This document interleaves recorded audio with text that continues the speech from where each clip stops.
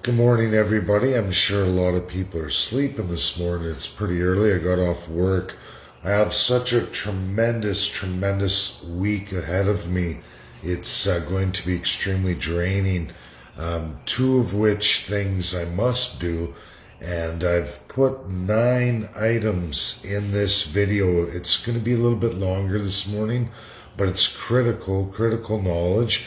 And I've also tagged a number of people in it because I've had different messages from all these people or posts they've made, and they're going through some items. So I want to go through all of that for you, address a whole bunch of people's issues. And I did find them interesting. A lot of people say, Dave, you never check your messages. But the reality is, everybody, if I'm not getting hit with the major comments, it's because I'm getting hit with literally hundreds and hundreds of messages a day. I can't get to them all. And when people send videos, I seldom watch them unless it's something I've been researching or working on that I know is valid. If it's outside the realm of what I'm working on, I generally don't pursue those videos. So it's not to be offensive. When I see a lot of a certain video keep coming, I will look at it, and then it doesn't take me too long to determine the validity of the video. There's a lot of misinformation, but we're going to go through several people I've tagged in this post, and I'm going to start with first is the critical talk, and that is Saturday. I'm going to be in Vaughan, right here in Toronto, suit and tie. I'm going to give the CCP presentation, as well as talk about civil charter and your human rights right here in Canada, how the entire system works and how we can fix it, what CCP can do for all of you. So that's going to be live at Vaughan. That'll be streamed. I'll be suit and tie on the Freedom Rally giving that speech. On Sunday, massive Toronto. It's going to be a huge one this time, and I'm going to be on that stage giving another major presentation live, and that will be shot for all of you too. So those are the two major items that I have this weekend, and likely at the nuke plant I'm going to be working straight through by the sounds of it. So it's going to sap a lot of energy. I do my night shift, and then I got to get up early and do that. First topic we're going to hit is Artur Pawlowski, the pastor who's arrested, where he ended up, what that is. And just so everybody knows, where Artur was placed was a detention cell, and it's a transfer cell that they usually use when they want to process you when you go on to... I got to pause there. I don't know, Toronto sucks, man. It's I hate to say that Toronto area sucks for internet. I guess we'll see what I get set up for my new apartment. Hopefully this keeps going. But Artur Pawlowski, many people go through this. I have too. It's usually a holding facility in the major cities. Edmonton's is even worse. They call it the pink room. They take away your shoelaces. They take away anything that you could use to hang yourself. So if you have a jacket or a sweater, they'll take that away. You're left in a t-shirt. It is just a steel metal bench and concrete floor. And the ones where they think you're mentally unstable or suicidal, which they can determine regardless of what's fact or fiction, they can put you in concrete floored rooms where you're actually tapered down into a center drain, and you'll slide down towards that drain. It all depends on why you're put there, and generally, I know a guy during union activities and what they called wildcatting, or when we were down in Brooks, when you were picked up and arrested in any of those conflicts or those protests deemed illegal through injunction, they generally fire you into one of those cells. And yes, you slide onto the floor, you freeze. I know one winter, as the RCMP doors open, because we're down in the basement, the cold air. Let's try that. I turned off my Wi-Fi. Maybe it'll work, maybe it won't, I don't know. But man, Toronto gets annoying. So the cold air would rush under the door, and you're sitting on that concrete in a t-shirt because they've taken your winter jacket, of course, because of the strings. So you're in a t-shirt, and it's freezing. That cold frozen air comes in, and all night you freeze. And yes, the lights are left on. If they continue after the 24-hour period, you go on to a remand facility where you get a bed. But for the first 24 hours, there's no bed. It's bench or floor, depending on how the police feel about you. And again, that's all to do with Jason Kenney. This is a provincial system. When you get into Calgary or Edmonton, those municipalities, absolutely subject to the province, not the federal government. So that's reality, unless he was moved on to remand. But generally, I don't think so. I think he was put in a holding transition cell, which are the worst of the absolute worst. Absolutely. Everybody loathes those. Everybody wants to end up in remand at that point. Number two, we're going to get into what people message me, this law of the land. Law of the land, law of the free man on the land. I hate to tell all Canadians this, but if you haven't figured it out, you're going to learn it right now. There is no law of the land in Canada. Never has been and never will be in the constitutional monarchy. And, as what's in the title, in number two is, Canada is not settled, it's not our land, it never has been. The government holds it through Crown authority to settle all the First People claims, but they never want to. They love it. Only half as much land that's available in China, in this massive country, Canada, even half of what China gives to its citizens is only available to all Canadians. Half as much. That's it. 11% of Canada. That's as far as we've gone. And that's on a much bigger range of unceded territory, never settled. And then there's the treaty lands, and some of which is settled, but very, very little. All in all, only 11% of Canada is settled. And it's not your land. It's absolutely the Crown's. That's Canada.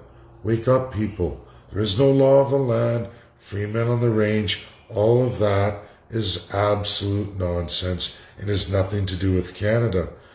People have to start reading. Start with your Constitution. Again, I'm going to say www.constitutionday, worldconstitutionday.org. Do that. You can look at your Constitution and you'll find everything I'm saying is absolutely true. If you want free man on the free land, you're not going to find that in Canada or the Commonwealth.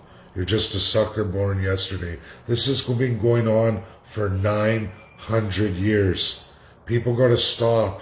And if you're going to keep eating these narratives that have been a stain and a poison for 900 years, you deserve what you get. I'm sorry, I don't know what to say. People have to get out of these institutionalized beliefs, falling for whatever lies somebody sells you because they put up a fancy picture or a fancy website and they manipulate you and they sit back and they laugh. Usually it's foreign funded, foreign sponsored, and there are many, many nations that do it. In Canada, most of the parties will support it when it helps their narrative or makes you all fall right flat on your face. So, free man on the land? That's not Canada. Sorry, everybody. That's reality. Number three, people are asking, and it is a lot of Ontarians. I know my Alberta followers understand this, but we got to revisit it for a number of ladies, and there's no shame in any of this. Rumor going around, oh, Canada doesn't have a Governor General. Even media is putting that. We haven't had a Governor General for all this amount of days. We absolutely have a Governor General. I'm sorry that you're tricked all into believing that somehow the Queen ascends Governor General. She doesn't. She never has. Not since her father died. When she became Her Majesty Queen Elizabeth, it's all just in absolutely and symbolic position. That's it. Her face goes on the money, gets a few million a year in per diem from Canada at Canada's discretion. Her father turned that all over in 1952.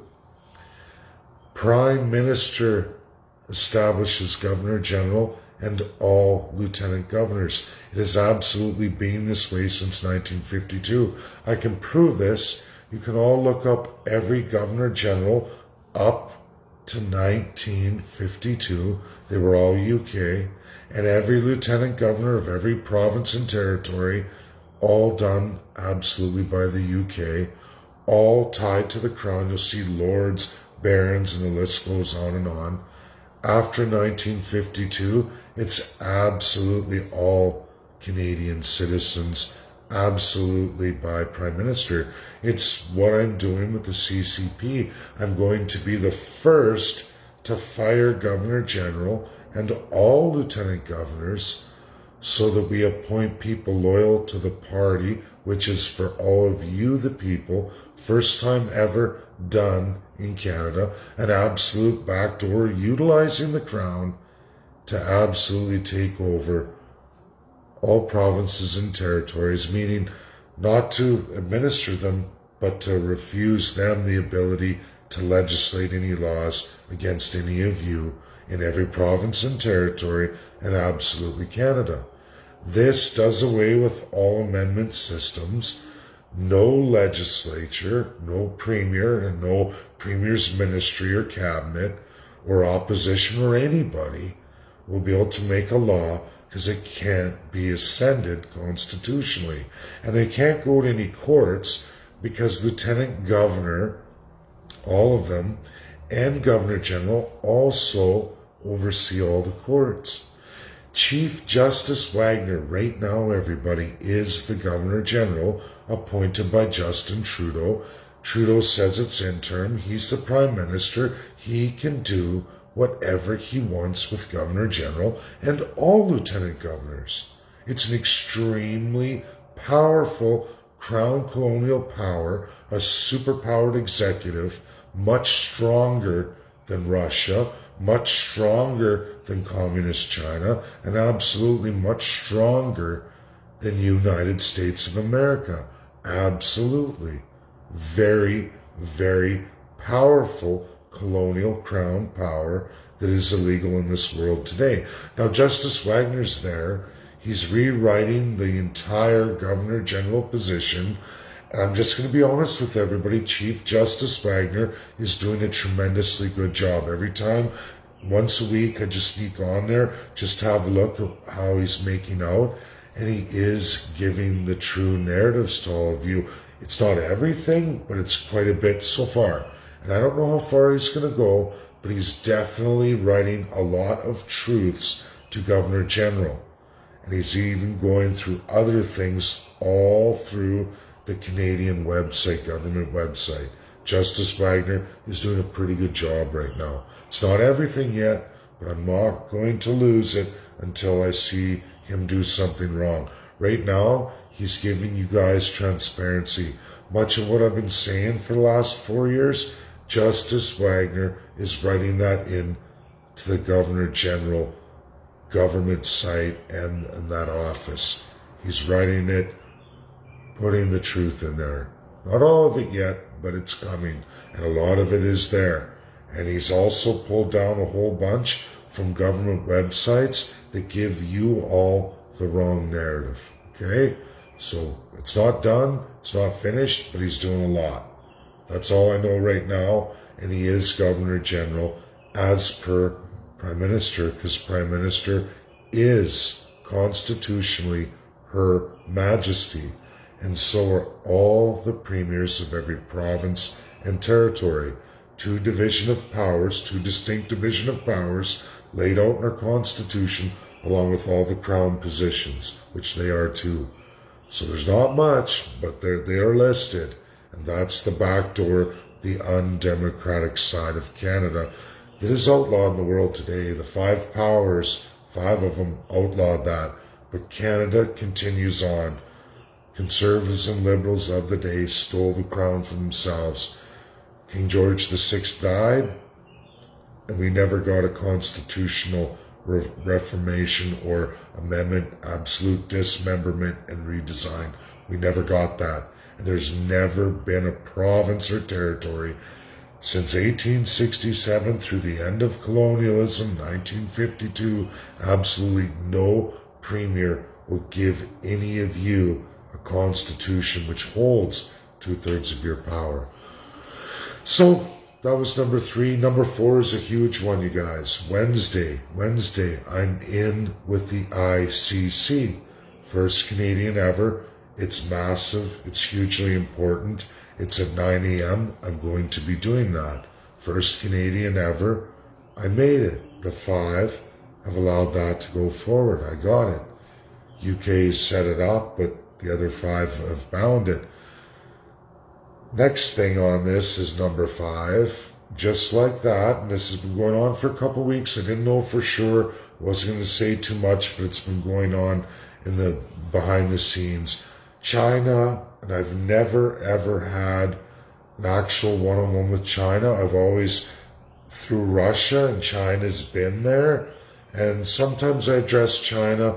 I know my loyal followers have seen me. I really hit China with Iran and some other things China's done.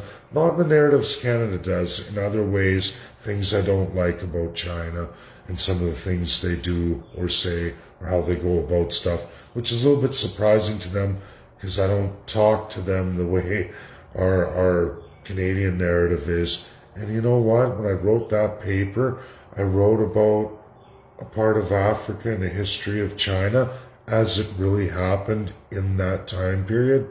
And now, China and Africa, the entire Pan-Africa, Africa Union, whatever you want to call that, because they're working on it. I've been invited. I've met a lot of African leaders. I'm very strong with Africa. I've done tremendous work with Africa because of Alberta independence. And if you want to learn about real independence, the best place in the world to go is Africa, all the African nations, right? Whether people like the narratives of revolution, Africa has had tremendous movements forward. They even want UNSC power. They want to be a P country of the P5. They want to be a P6. So does India. But before I go off onto India, the reality is China and Africa are looking at doing a major deal right now. And that forum, that symposium, guess who's been invited? I did good with that Oxford paper. China was tickled pink. Every nation in the world can read that Oxford paper I wrote. You can read through it, learn about the world, learn about history, and then there's a real formula of the UN there, and it's plain speak. So, you know, other countries, they can translate it. I didn't use fancy words or non-existent words, or I just limited the vocabulary to plain speak, mostly for all of you, but that works tremendously well in the UN too, because everything's in English, and so they all really like that. And China apparently wants me there, so that's amazing. I've never had any invites with China. I'm not very strong in Chinese narrative. I mean, I know their history, but I don't have experience on the international stage per se with China, unless Russia was right there or Russia hosted something. So this is just me out with China for the first time. So we'll see how it goes, and I absolutely know what they're working on here. And I'm going to talk with all of them. I know a lot of the African leaders. I've already talked to them, and some of their academics in many of those countries. There's 52 countries in Africa. There's some more that would like to be, but we'll see. They sure go forward with independence. So that's interesting. That's huge for me, and that's going to drain me Thursday. So other people asked about critical bills, and this is critical C10, and then there's Bill 10. So one is by UCP and the other is by the Liberals, but they both utilize the same type of charter infringements, which is not supposed to be possible for a provincial party. But what's really sick here, what everybody's got to understand, and people worried about C10, and I know there's a Liberal MP who's going to debate a whole bunch of people from Whitby. They're going to debate a group from Whitby, and I know they would like me there. I don't have the jam for it this week, and I already know what Liberal MPs say. Just for all those in Whitby, and you know which women you are tagged in my post here. The Liberals are going to dance around and say it's all for protection, it's for, foreign influence over your nation. But the reality is, just like Jason Kenney in Alberta, it's all about stealing your Charter of Rights and Freedoms and blocking you from truths and continuing the narrative. Jason's all down for it. He already passed the similar legislation in Alberta that's supposed to not be his division of power. The Lieutenant Governor didn't block it, meaning Trudeau accepted it. Trudeau and Jason Kenney got together.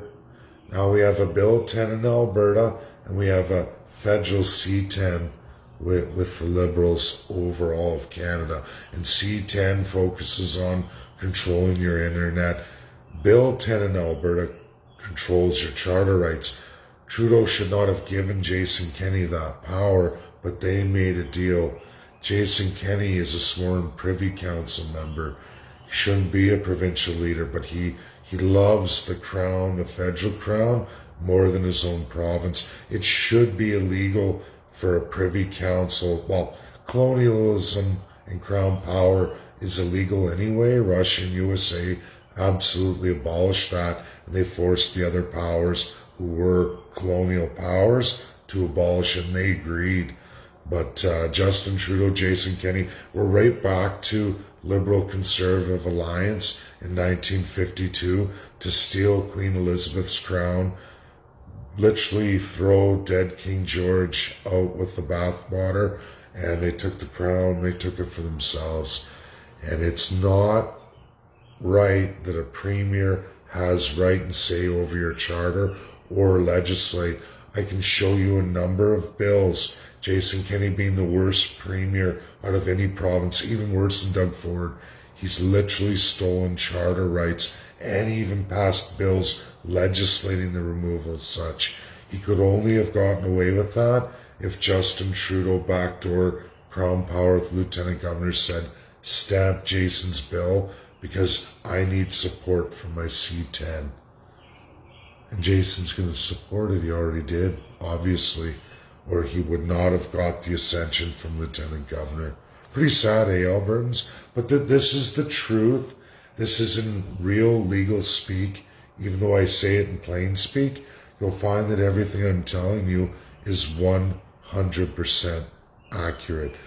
And these women going to this Liberal MP who's going to discuss C10 with you, C12, maybe C15, I don't know, but I know for sure he's going to discuss C10 with you and the infringement on your charter rights, but he's going to tell you a narrative. I don't know what that is. I just know every Liberal MP I've talked to out east here, because we don't have any back home in Alberta. So when I come out east here and I'm talking to these Liberals, they pull a conservative. They pull the, oh no, it's not like that. Even when you catch them, you rip their pants right down and they just, no, it's not true. And it is, right? Like, what do you mean? And it doesn't matter. And I was on a conference call with another Ontarian. He's actually a well-known Ontarian. So he was live with that.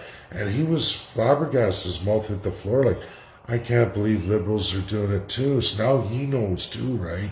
He's just like, wow, I got a lot of Liberal friends. And he's just like powerful federal friends. And he's just like, how could you dismiss what he just told you when you can't even back it up? But they do anyway because they want the power. They want the control over all of you.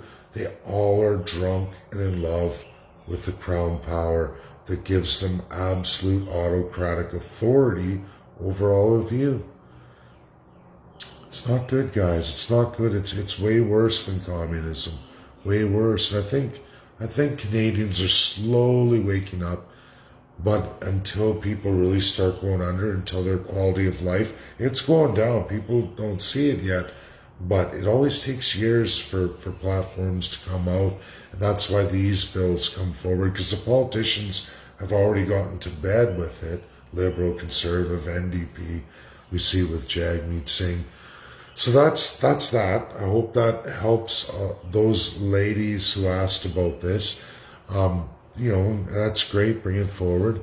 Number 7 is sanctuary cities and counties and that narrative. What I want that person who sent me that message to understand is the Canadian Constitution gives division of powers. As much as you hate Justin Trudeau, and yes, like I just said in the last one, he can go through Governor General, Lieutenant Governor, but then when we get into municipalities and counties and communities, Justin Trudeau or any federal party has no authority whatsoever with any major municipalities, cities, towns, counties, communities, leagues, doesn't matter, villages, keep going through all of it in the regions. Those are division of powers of absolutely your premier, who has zero rules of governance, who can absolutely legislate anything they want against every major municipality, county, community. Doesn't matter. It's not federal discretion or privy. Zero. Those municipalities are doing that because the premier said they could. And premiers write the Municipal Act, they write all kinds of community acts, they run the entire budget of every single major municipality, community, all of it. All the bylaws they do can be overridden by a premier any day of the week without any vote, without any nothing. That's the pure autocracy and absolute power of a premier. Zero rules of governance. There are no provincial constitutions. It's just listed federally what the powers of a premier are, but no premier has ever written a constitution. Municipalities, communities, all of it are subject to absolutely the premier. So don't blame Trudeau for this. Don't blame Harper. You can go on and on and on. Or O'Toole. They may have these agendas, but it's absolutely the premier who decides all of that. So all the sanctuary cities in Canada look to the premier. They create the municipal acts. They can complete everything for the municipality. They can pull funds, pull money, do whatever, change their budgets. And we see it all the time. We're watching in Alberta, Jason Kenney literally rape and rob all kinds of rural communities. He's lost a ton of base that will never vote for him again, because there's people who now have bills of 30,000, some as low as 1,200, but that's a city property or a town property where their property taxes are going up $1,200. Imagine that tax hike. Or imagine an oil well on your property, or a whole bunch, or natural gas wells all over your province or your property, and all of a sudden your property rights are restricted because it's a civil right. It's absolutely, same with cities, counties, communities, it's all in the civil, which is absolutely the premier's power. Absolute. Trudeau, no federal party can take that from any premier. No. I think number 8, I got my little cheat sheet here. I gotta look at this. Okay, so then I had another fella who said, what do you think of this? And it's 2 gun right lawyers, and they go into gun rights and absolutely, sorry, this is falling. They go into gun rights and they say, they took the guns, the long registry, and kept that. The RCMP kept that. Well, guess what, everybody? I'm going to go back to the police oath. The police do not swear an oath to you guys. They don't have to tell you anything truthful. They are sworn to the Crown. They're not sworn to serve and protect. Guns are a civil right They're property. They're property.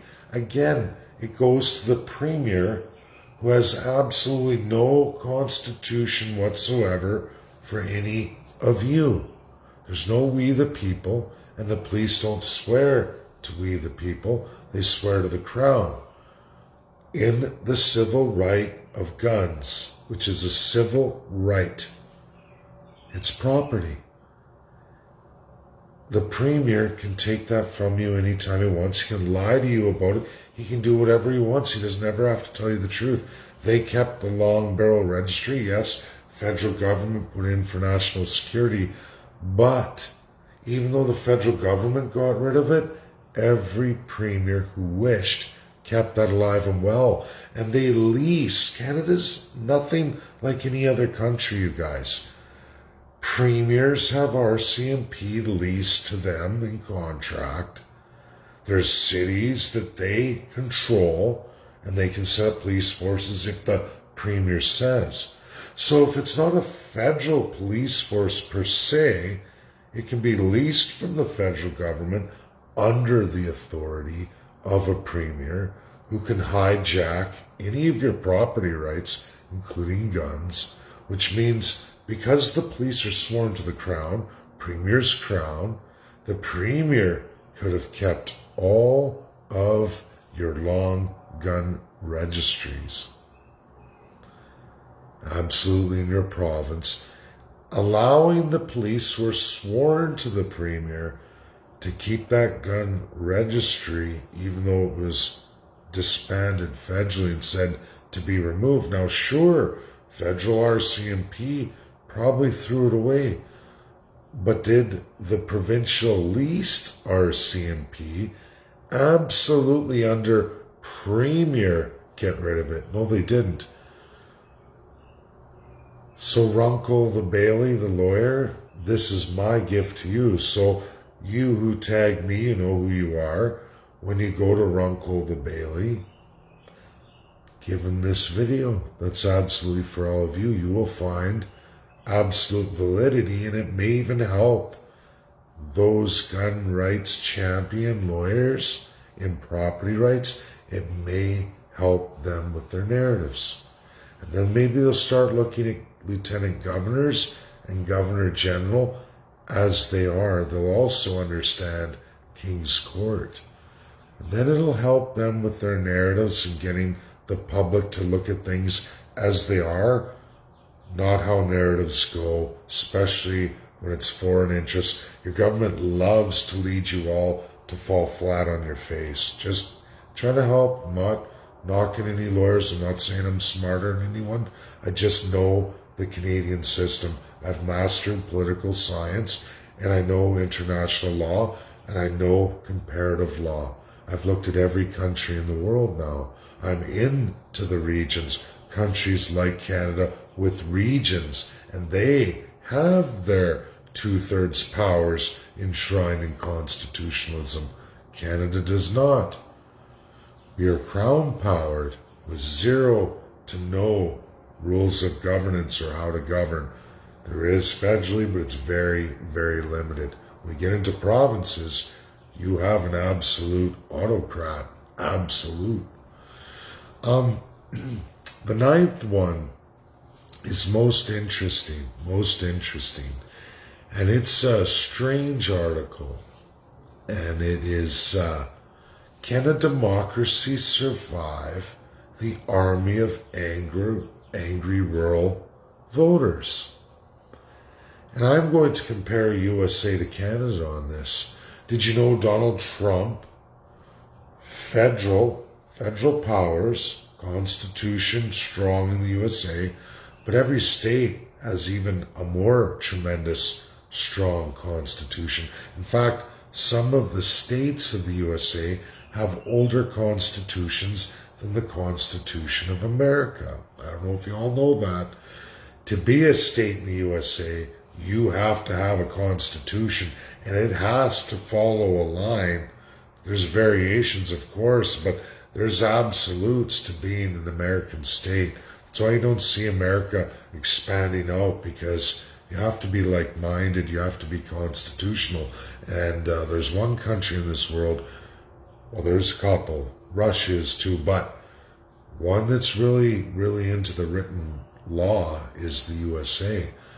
Canada, no, there's no written law. So when we get into this rural voter attack and they say, oh, the army of rural voters, that's an attempt to usurp regional constitutional power. It's about the federal government overriding the division of powers. That's why they use that. And they always blame rural.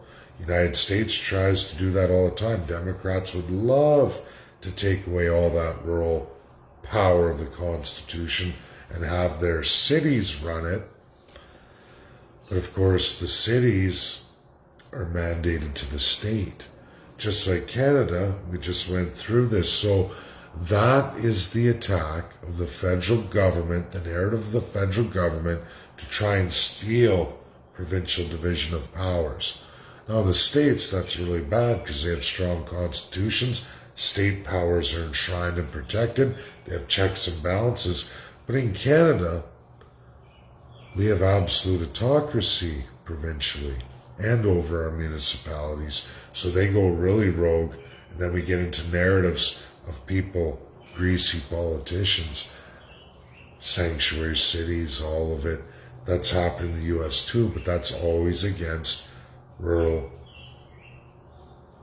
citizens. And why is that? Well, rural citizens are all about living on the land, farming, agriculture, more often than not. Whereas cities want to build straight up. They want people, many people, in a little bit of land, paying tremendously more. So there's always a tug-of-war there.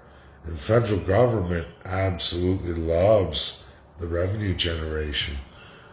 Provincially like revenue too, but they go about it a different way. And if you do your constitution right, it should all work out and everyone should be happy. But not so much in Canada, not at all. And that's why the attack on rural.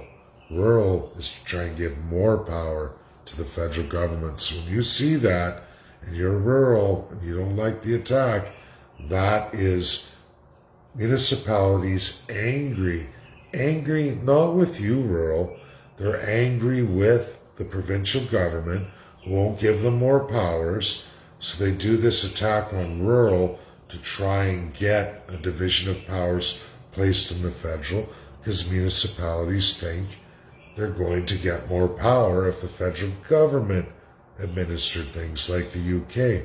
But that's not the case. That's what municipalities don't understand.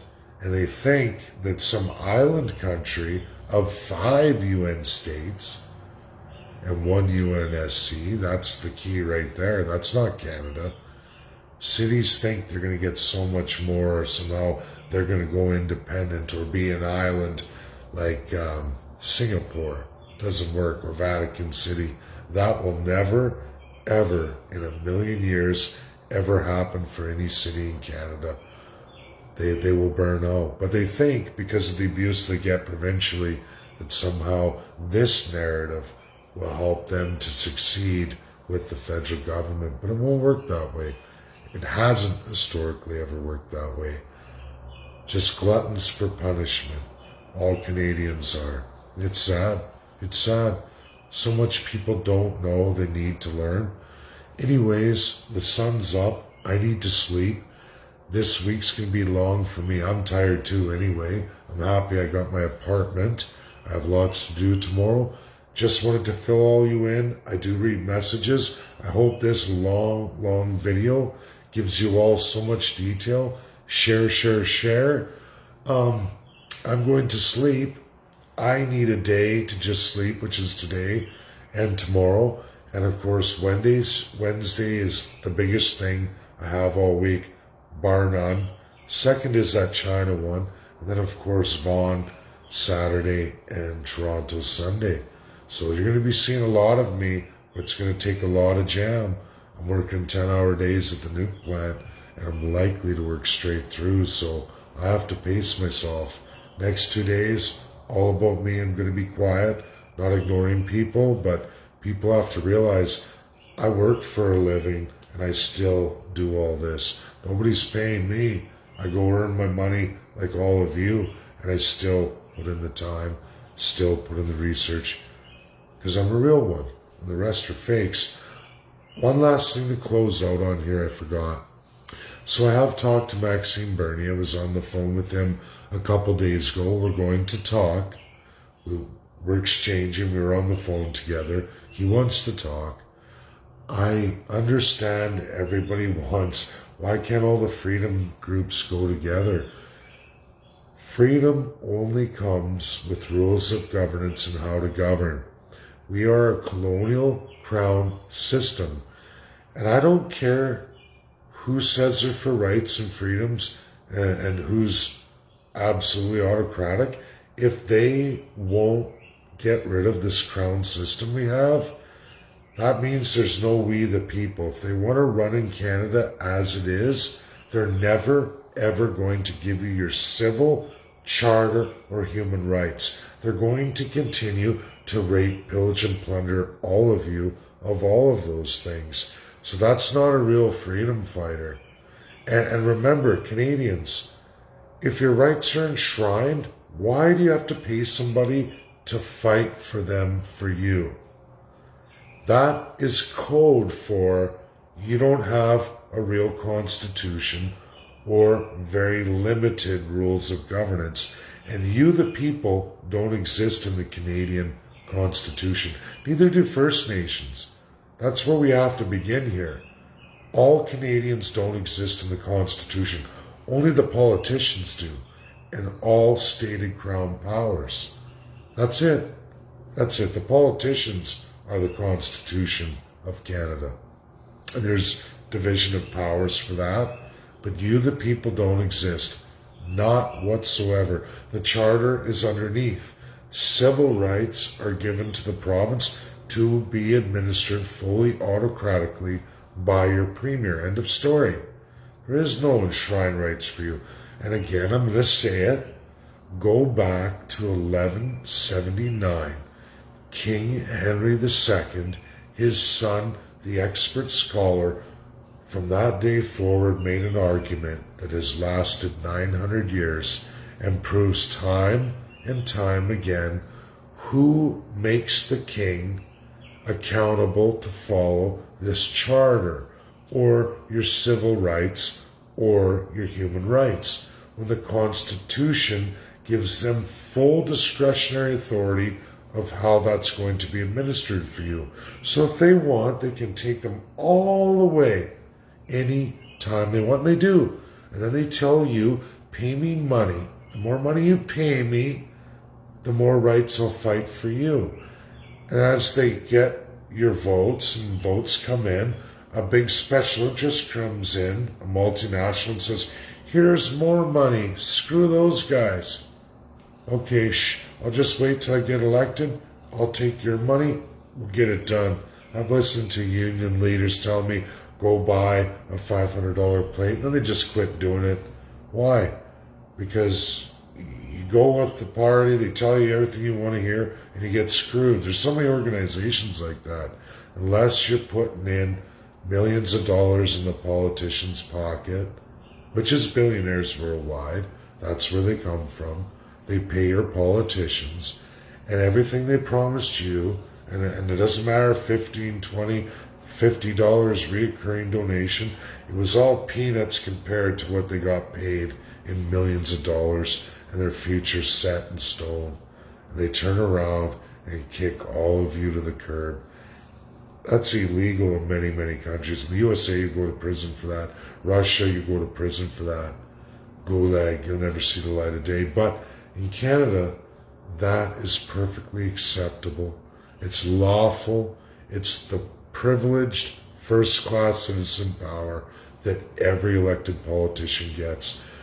One last thing, Jagmeet Singh screaming racism, racism. Jagmeet Singh has never, ever once, as an Indian from India, never, ever once addressed First Nations as it really is. He's the most despicable human being ever. just as bad, if not worse, than Justin Trudeau and Jason Kenney. Because in the name of race, he absolutely projects genocide on the First People of Canada. It's almost worse because he is an Indian from India, and what they went through in history, it's like he's the worst kind of Uncle Tom genocidal maniac. Just because he should know better, right? You'd think. And he thinks that his color, somehow because he's a different kind of Indian, somehow he relates to that. But all the First Nations across Canada know he's full of shit, and he's the worst kind of genocide perpetrator in Canada. And he's a person of color to do that, so it makes it worse, right? It really does. Thanks, that's my video this morning. Time for bed. I did this big video, so I have a break for a few days because this is a tremendous week, and I'm going to get as much sleep as possible. Thank you, everybody. I know it'll get more attention later in the morning. It's still early. Bye now.